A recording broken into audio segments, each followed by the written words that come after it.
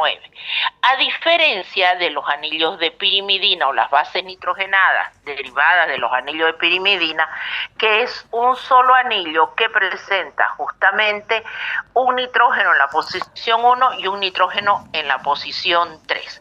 ¿Cuáles son las bases pirimídicas, las bases nitrogenadas pirimídicas? No nos preocupemos para ustedes el nombre químico, vale decir. Me acordaré que es 2-oxo-4-aminopirimidina, la citosina. Me acordaré que el uracilo es 2,4-dióxido-pirimidina. No, pero sí me acordaré cuáles son las bases pirimídicas. En este caso, la citosina, el uracilo y la timina. ¿Y que por qué me está mostrando las estructuras? ¿Me las tengo que aprender las estructuras? ¿Será que preguntará en un examen esquematizar a la citosina, esquematizar a la timina, el uracilo? La respuesta es no. Sin embargo, si yo digo que son bases nitrogenadas y que se llaman bases nitrogenadas que derivan del anillo de pirimidina, pues tengo que mostrarlo para que usted identifique por qué son bases nitrogenadas y por qué se dicen que derivan del anillo de pirimidina. Efectivamente, la citosina, miren, es un solo anillo. La timina lo mismo. La única variación entre el uracilo y la timina es que en la posición del carbono 5 hay un grupo metil, ¿ven? Y en este caso, en la posición 4, el grupo amino, NH2, viene a sustituir el grupo oxo.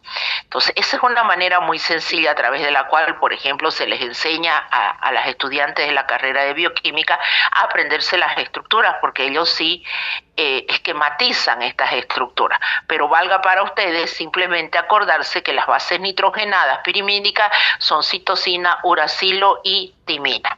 Vamos con las bases púricas. Las bases púricas son las más sencillitas. Cuando hablamos de las bases púricas hablamos de la adenina y la guanina. ¿Cuáles son las bases nitrogenadas púricas? La adenina y la guanina. Y si ustedes se fijan también, muy fácil de aprender, no hay mucha diferencia, pero para ustedes acuérdense simplemente cuáles son las bases nitrogenadas. Listo, entonces un nucleótido tiene bases nitrogenadas, púricas o pirimídicas. Tiene aldopentosa. ¿Qué aldopentosa? La aldopentosa, que forma parte de los nucleótidos de los ácidos nucleicos, viene a ser la ribosa. Ahí está la estructura de la ribosa. La ribosa es una aldopentosa. ¿Se acuerdan cuando hablábamos de los hidratos de carbono, los monosacáridos? Y decíamos, los monosacáridos tienen dos familias, los que pertenecen a la familia de las aldosas y los que pertenecen a la familia de la acetosa. Efectivamente, aquí está. Un ácido, la aldopentosa, que forma parte del ADN, es la desoxirribosa. ¿Por qué le dicen desoxirribosa, la estructura que está acá a la derecha? Porque fíjense que aquí se ha perdido el oxígeno. En el carbono 2 se perdió el oxígeno. Entonces, en este caso es 2-desoxirribosa. Pero la ribosa, que forma parte de la estructura del ARN, es solo ribosa, o la aldopentosa es solo ribosa. Entonces, ¿cuál es la aldopentosa del ADN? 2-desoxirribosa. ¿Cuál es la aldopentosa del ARN? La ribosa. Esta ribosa y 2-desoxirribosa tienen la gran particularidad que se unen al nitrógeno 9 de las bases púricas y al nitrógeno 1 de las bases pirimídicas. ¿Mediante qué? Mediante un enlace glicosídico. Entonces veamos. Ahora, un nucleótido es la unión de una aldopentosa con una base nitrogenada púrica o pirimídica y un grupo fosfórico. Pero aparece otro término acá, que es nucleócido. ¿Qué es un nucleócido? Un nucleócido es simplemente la unión de una aldopentosa con una base nitrogenada, púrica o pirimídica, pero no tiene grupo fosfórico. Entonces, cuando a mí si me preguntaran, ¿cuál es la unidad básica estructural de un ácido nucleico? Un nucleócido, un nucleótido, un monosacárido, un ácido graso, todos o ninguno. Obviamente que la respuesta es nucleótidos. Los nucleócidos no vienen a ser unidades estructurales, son las estructuras primarias a través de los cuales obtengo el nucleótido. Y si usted me dice, bueno, es que no lo capto muy bien, aquí está un cuadrito. Por ejemplo, si yo tengo una base nitrogenada, la adenina, y lo uno a la ribosa, tengo la adenosina. Este es un nucleócido. Pero si a este nucleócido yo le añado un grupo fosfórico, tengo adenosín monofosfato, que se conoce como abreviatura AMP, que ustedes en algún momento lo han estudiado en la parte de fisio, han estudiado cuando se cicla ese AMP cíclico como mensajero. Muy bien, veamos otro que ustedes conocen, no aparece acá el T, pero aquí, la adenina más la desoxirribosa forma la desoxiadenosina, le añado un grupo fosfórico y forma D-adenosina fosfato. Cada vez que aparezca este D pequeñito, ¿qué me está diciendo? Que el nucleótido forma parte del ADN. Porque ¿qué hemos dicho? Que la aldopentosa que forma, la aldopentosa que forma parte del ADN es la desoxirribosa. Entonces ahí aparece este D pequeño. Entonces, ¿cuáles son los nucleótidos exclusivos de un ADN? De AMP, de GMP, de TM, etcétera, y no así los que no tienen el D por delante, que esos son los exclusivos de ¿quién? Del ARN. Entonces, todas estas son estructuras de nucleótido, pero solamente tienen un ácido fosfórico. ¿Cuántos ácidos fosfóricos puede albergar el nucleótido? 3. Por ejemplo, el adenosín trifosfato. Si yo a este le agrego otro grupo fosfórico, va a ser adenosín difosfato. Si le agrego un tercero, adenosín trifosfato, o conocido por ustedes como ATP. ¿Y qué es el ATP? Fuente energética primaria de los seres vivos. Muy bien, entonces miremos ejemplos aquí. Todo lo que aparece aquí son ejemplos de nucleótidos. Entonces, tenemos que tener bien en claro la diferencia. Para ustedes, ¿qué es lo básico aquí? Que no confundan, pues, nucleótido con nucleócido. Que a ustedes se les pregunte, mencione 2 ejemplos de nucleótido y su función. Y ustedes digan ADN y ARN. Esos son ácidos nucleicos. Por más que usted se pare de cabeza y me diga, no, pero es que los ácidos nucleicos ADN y ARN tienen nucleótidos. Claro que sí, pero tienen varios nucleótidos. Y a usted se le pide que mencione 2 nucleótidos y su función. Entonces, los nucleótidos, a pesar de que forman parte de un ADN, un ARN, por sí solo cumplen funciones. Por ejemplo, adenosín trifosfato, ATP, guanosín trifosfato, GTP. ¿Qué son estos? Elementos altamente ricos en energía. Si yo quiero una reacción que me libera energía, seguro que me va a liberar generalmente en forma de ATP. O si necesito una reacción que consuma energía, seguro que la voy a consumir así, bajo la forma de ATP. Otro nucleótido que tiene función, el AMP cíclico o adenosín monofosfato cíclico. Este tiene función de mensajero. La nicotidamida de nindinucleótido, tan conocido como NAT con carga, flavin adenindinucleótido conocido como FAT, son nucleótidos que tienen función de coenzimas o ayudadores de la actividad de las enzimas. Entonces pensemos lo siguiente. Si me preguntaran cuáles son los nucleótidos o ejemplos de nucleótidos y sus funciones, aquí tienen algunos: ATP, GTP, AMP, NAT, FAT o una coenzima A. Una coenzima A que es precursora, obviamente que va a ser precursora de lo que es la entrada al ciclo de Krebs. Entonces, importantísimo tener en cuenta que a pesar que los nucleótidos forman parte de los ácidos nucleicos, cumplen funciones por sí solos. Entonces veamos los dos ácidos nucleicos más sobresalientes que hasta ahora son conocidos.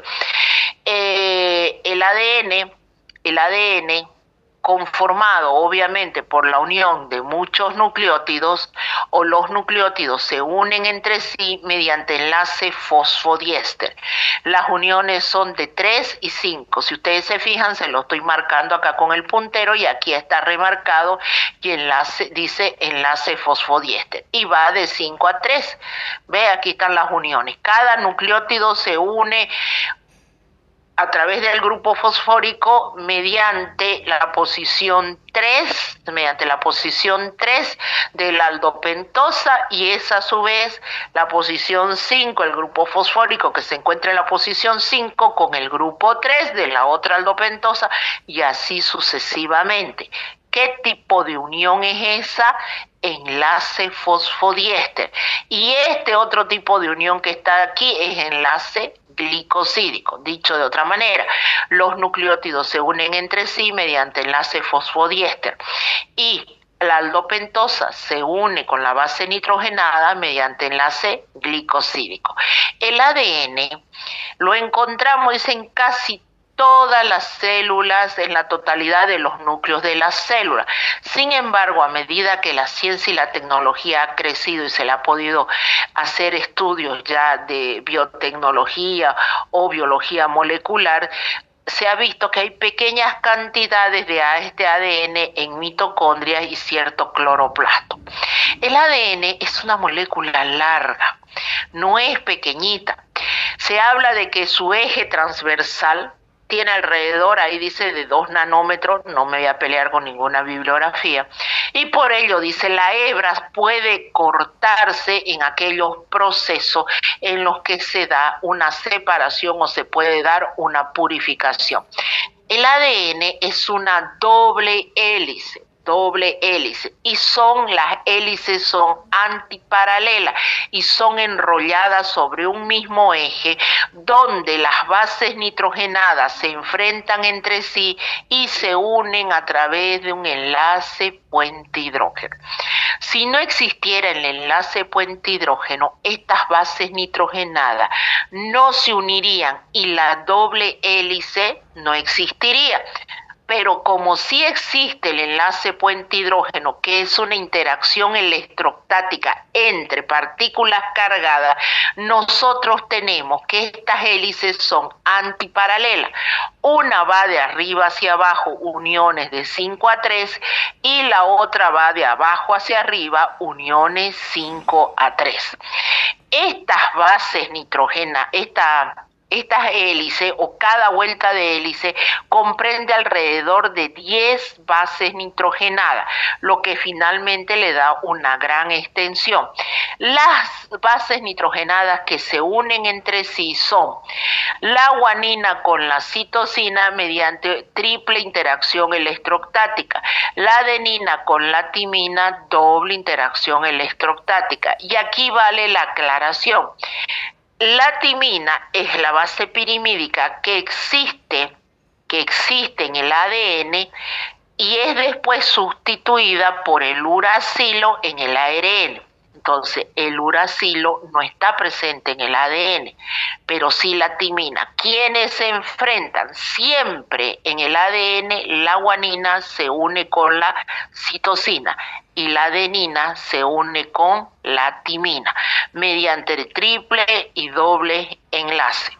Nuevamente, las bases púricas y perimídicas de cada cadena se unen mediante puente hidrógeno. La adenina con la timina por 2 uniones y la citosina y la guanina por 3 uniones.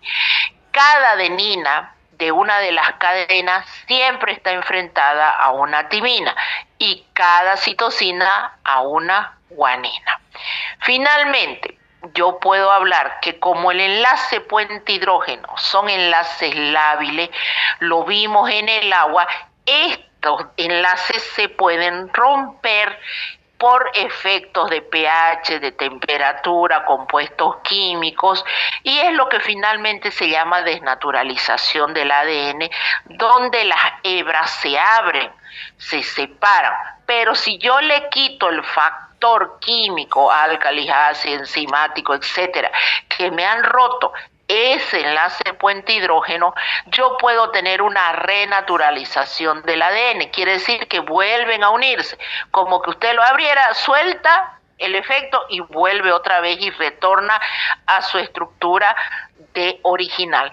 Tiene un nombre eso en la jerga, se llama la renaturalización por enfriamiento, dice, se llama templado del ADN, que tiene toda una teoría que nosotros no la vamos a ver. La hibridación. Si se mezclan en condiciones adecuadas, dice, dos ADN desnaturalizados de dos individuos diferentes, yo puedo finalmente constituir nuevamente una estructura en la cual voy a tener porciones de una especie y porciones del otro individuo. Finalmente las hélices son híbridas. Es lo que nosotros conocemos entre lo que ocurre entre el burro y la yegua. Finalmente son dos especies que finalmente se obtiene una estructura híbrida que viene a ser la mula. La ciencia ficción ha utilizado esto para hacer, bueno, lo que hoy en día nosotros conocemos como el hombre araña, por ejemplo, donde la película, ustedes han visto, empieza justamente a través de una mordedura, dice, el ADN del ser humano se combina con el ADN de la araña. Obviamente que la ciencia ficción saca las cualidades, las virtudes de cada especie y las potencia a lo máximo, cosa que no es así, porque nosotros sabemos que la mula en muchos casos no se reproduce. Es un híbrido que no tiene ninguna característica sobrenatural o particular como la hace la ciencia ficción. La cromatina. Cuando el ADN de las células, obviamente de nuestras células eucariotas, se encuentra asociado a proteínas, y vamos a ver que las proteínas que se asocian al ADN son proteínas simples, conocidas como histona, se forma lo que finalmente se llaman unas superhélices de ADN que se conocen como nucleosomas. Estos son los nucleosomas. El ADN unido a las histonas. Existen aproximadamente 8 tipos de histonas que se unen al ADN, etc. Sin embargo, esto ya se estudia en la parte genética. Nosotros estamos viendo simplemente la parte más sencilla de qué está bioquímicamente conformado estas estructuras conocidas como ácidos nucleicos. Bueno, eso con respecto al ADN. Vamos al ácido ribonucleico. ¿Qué pasa con el ARN? Y vamos a ir viendo las diferencias. El ARN, sin embargo, es una sola hélice, una sola hebra, a diferencia del ADN que eran dos. Este ARN se caracteriza porque la base pirimídica timina no está presente. Está presente el uracilo, pero finalmente está conformada obviamente por nucleótidos. Entonces, ¿cuál es la diferencia entre el ADN y el ARN? El azúcar, la desoxirribosa en el ADN, en el ARN la ribosa. Las bases nitrogenadas son las mismas, a excepción de timina y uracilo. Entonces, yo tendré que tener en cuenta que no es lo mismo el nucleótido que forma parte de un ADN que el que forma parte de un ARN. Muy bien, el ARN es el responsable de la síntesis de las proteínas en nuestro cuerpo. Se habla que existen 4 tipos de ARN. Uno mensajero, ribosómico, el de transferencia, y un último que alguna bibliografía no lo menciona, que es el ARN nuclear pequeño. muy controversial, muy discutido, algunos dicen que no existe, otros le dan otra connotación, pero nosotros tengámoslo ahí que es parte de nuestro ARN. ¿Qué hace el ARN mensajero? El ARN mensajero, si bien dice constituye el 5%, una pequeña cantidad de todos los ARN que se encuentran en el núcleo, es capaz de traducir, de leer el mensaje o el código genético. El código genético, el ADN, lleva el molde para la síntesis de las proteínas. Es decir, si mi proteína es de esta forma, así como lo ven, como este vaso, el ADN, mi ADN, en su código dice que la proteína tiene que tener esta estructura. Solo si tiene esta estructura va a poder cumplir su función, suponiendo de esta proteína, de transportar una sustancia líquida, semisólida, etc. Porque si está de esta forma, no puede. Entonces, ¿quién me da el molde para que la proteína se sintetice así? Es el ADN. ¿Quién lo descodifica y dice esa proteína tiene que estar bajo esa característica para que cumpla su función? El ARN mensajero. El ARN ribosómico es el lugar donde se va a sintetizar las proteínas que ha descodificado el ARN mensajero. El ARN mensajero descodifica y dice, para que se sintetice esta proteína tienen que haber tales y tales aminoácidos en esta posición. Entonces, ¿a dónde se va a sintetizar la proteína? En el ARN ribosómico. Se dice que el 80% del total de los ARN es ribosómico. Ese es el lugar. Pero ¿quién lleva los aminoácidos al lugar de síntesis? Es el ARN de transferencia. Ese ARN de transferencia agarra los aminoácidos y los lleva para sintetizar finalmente una proteína con características estructurales definidas, particulares, para que cumplan una función. Entonces, así como dice ahí, transporta aminoácidos hacia el lugar de síntesis de proteína. A diferencia del ARN nuclear, cuya bibliografía está en discusión, se dice que es pequeñito, que tiene 300 nucleótidos, es rico en una base nitrogenada pirimídica, el uracilo, y su función principal no está en la síntesis de proteína. Su función principal está en el procesamiento del ARN mensajero. De ahí que alguna bibliografía menciona, si no hay el ARN nuclear pequeño, no hay el mensajero. Si no hay el mensajero, pues no hay proteína. Entonces de ahí que la importancia, pero otra bibliografía lo descarta por ser muy pequeñito, muy insignificante, pero sin embargo su función, aunque no está del todo establecida, se dice que participa en el procesamiento del ARN mensajero. Y nuevamente la diferencia entre un ADN y un ARN, para que ustedes puedan evidenciar que la diferencia hace la funcionalidad. ADN encargado de la encargado de el código genético, las características hereditarias entre las diferentes especies. Y el ARN es el que me permite la síntesis de las diferentes proteínas a través de sus 4 componentes. Bueno, ustedes han visto virus, bacterias, etcétera, y los virus se caracterizan porque tienen o uno u otro. Algunos son de tipo ADN, otros son de tipo ARN, dependiendo las características de cada virus. Y simplemente yo les puse, les coloqué, me acuerdo, esta proyección del COVID, que estábamos en época de COVID. Hoy en día ya todos la conocen. Se los dejo de lectura, simplemente de lectura para que se acuerden cómo infectaba el virus, cómo era, que generalmente era un virus que su daño era porque utilizaba a las células como huésped y para robarle sus elementos y sintetizar su ARN, y eso los convertía en altamente causaba daño en muchos casos irreversible cuando el proceso era bastante inflamatorio o se llevaba efecto en personas con enfermedades de base que ya tenían un proceso inflamatorio crónico. Entonces, sumado a esto se potenciaba y en muchos casos era de mal pronóstico.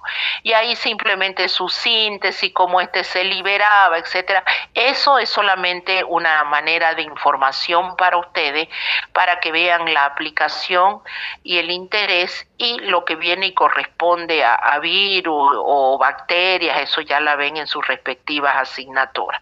Bueno, no era más. Este tema yo les dije que era bastante cortito. Por favor, no se olviden que la próxima semana, el martes, Dios mediante, tenemos la exposición con el grupo B de perfil cardíaco y proteínas totales y fracciones. Ahí hablamos de la hemoglobina, electroforesis, etcétera. Y ya yo el día miércoles me internan, el jueves me operan y Dios mediante, si todo sale bien, estoy saliendo de cirugía, ya hablé con mi traumatólogo, estoy saliendo de la internación hasta el viernes o sábado, dependiendo cómo reacciono. Y de ahí tengo unos 15 días en los cuales no puedo asentar la pierna izquierda. Tengo, que es la que me van a operar, voy a estar sujeta lamentablemente como dicen, con una pierna, y como mi peso no lo bajé, es mucho recargar sobre una pierna, entonces voy a tener que estar totalmente en reposo durante 15 días. Si yo pudiera lograr doblar la pierna izquierda, porque voy a usar unas varillas, etcétera, y pudiera darles clases virtuales, continuar dándoles clases virtuales, bienvenido sea. Lo que me preocupa, sin embargo, es que a mi colega que la han operado recientemente le han dicho que 2 semanas no puede subir gradas, 2 semanas, y que 2 meses.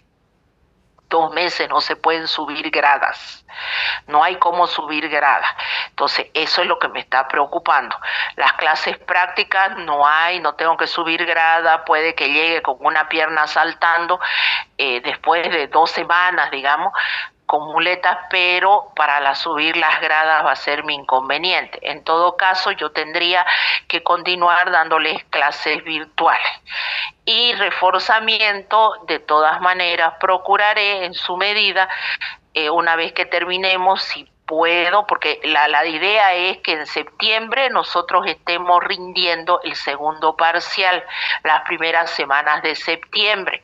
Entonces, para entonces yo tengo que haber terminado proteínas y enzimas, porque de ahí tenemos que avanzar. Septiembre, se pierde todo septiembre, prácticamente feriados y no sé qué y no sé cuánto, empiezo a avanzar lo del tercer parcial y a primeras semanas de noviembre nosotros estamos rindiendo el tercer parcial, ahí nomás la semana y un poquito más estamos rindiendo el segundo, el examen final, el recuperatorio, y la primera semana de diciembre se meten las notas. Y en el lapso de esos días, en el lapso de todo lo que les he comentado, tenemos que rendir examen de laboratorio también.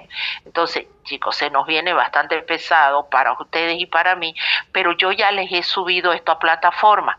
Está hidratos de carbono, está ácidos nucleicos y está lípido, para que vayan leyendo y vayan estudiando. Bueno, no es más, nos vemos con ustedes, Dios mediante, el día martes, si no hay ninguna complicación. Por favor, vamos preparando nuestros temas. Se cuidan, chau, chau. Hasta luego, doctora. Chao, hasta luego. Hasta la doctora. Se cuidan, vayan a hacer viernes.